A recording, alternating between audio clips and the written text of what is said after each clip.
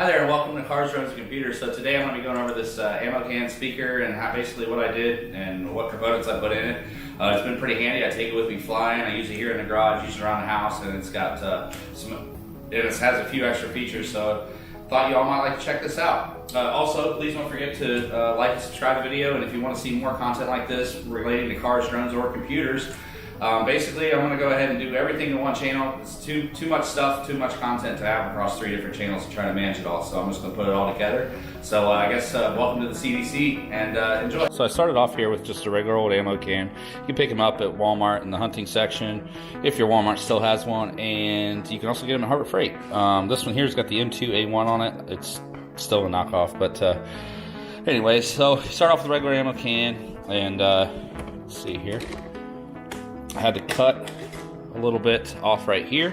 I used truck bed liner to cover this thing. I had to bend this part of the handle so that way it cleared the volume knob when it's closed. I 3D printed this green ring right here.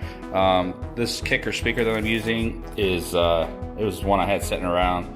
It was too deep to fit the battery and the speaker in the same box, so I went ahead and printed this ring right here. It's about a centimeter thick and spaced it out pretty good, but got it silicone together so everything's sealed up, so it's pretty good. And then over here I designed this little 3D printed piece here. So I got 3 XT60s and a little charger, and charger works pretty well. It's a 5 volt 2.1 amp on each channel. And then up top here, go ahead and close this up.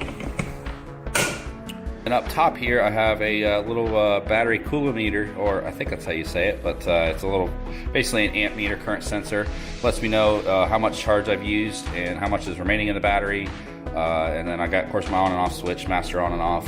I printed these here, little TPU pieces to go over the handle, because when the speaker is actually running, the handle was vibrating like crazy, so that spaced it up just enough so there's no vibration. And then around the back side, it just looks normal. This here's the back of the battery current sensor. And if you look down here, there is a, that's where the actual current sensor resides. I think it's good for 50 or 60 amps, something like that's what they said, and then that runs to the battery. Then of course the speaker, it does butt up right against the battery. I need to put probably something in there just for make sure it's not no vibration. Then down here, this is the Bluetooth module, and you can see the speaker inputs right here.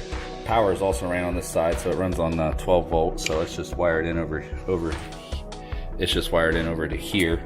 The Bluetooth range on this thing is about the biggest limiting factor. You got to have your phone within a couple feet of it, or I do have issues with it all closed up. This is an 18 amp hour battery, so 18,000 milliamps. It's plenty of battery juice for me to go flying and charge up several packs. It'll run the speaker for about 50 to 60 hours, playing at pretty moderate volumes.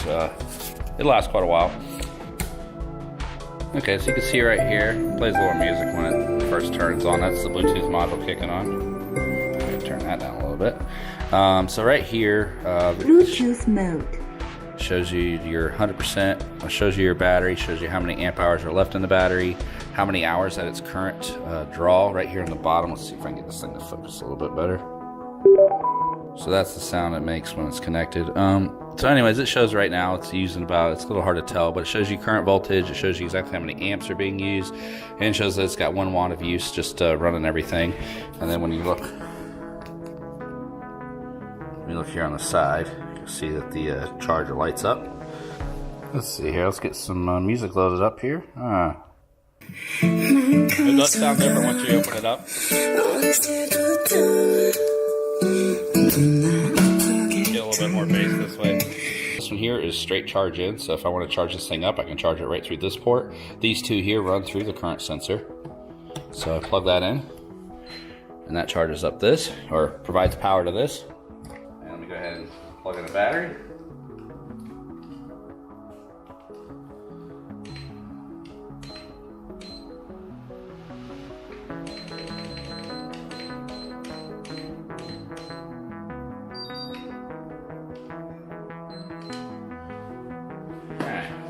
There you can see it's charging.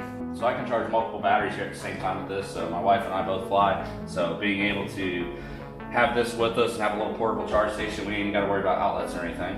But once you're done with that, I can just go ahead and stop it here. one. Plug the battery. And I'll show you the next thing. So I can also go ahead and plug this in here, a little cigarette lighter, and use this charger. I can charge up this light here, a little Harbor Freight, I think $34 light. So that's good for a portable light source. You could use it to go ahead and charge up this portable power pack. It's not bad either as a conversation starter, but you can also use it, for example, here, let me take you guys off here. I'm using the Osmo Pocket here to film this. And so I have a battery bank that's attached to my tripod, and then with a little mount here for the Osmo. And so I can go ahead and charge that up too if I absolutely run out of all kinds of juice. I'm good to go. Got my little logo, I just 3D printed that, put it on the side, but underneath got some little TP feet that I printed out. They're pretty simple. I think I found this file in Thingiverse, but it works pretty well.